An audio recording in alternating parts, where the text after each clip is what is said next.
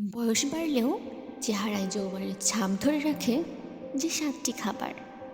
১. Green tea. Green টিতে থাকা polyphenol যৌবন ধরে রাখে। ২. স্ট্রবেরি। স্ট্রবেরিতে থাকা অ্যান্টিঅক্সিডেন্ট বয়সের ছাপ ও কোষের বার্ধক্য কমায়।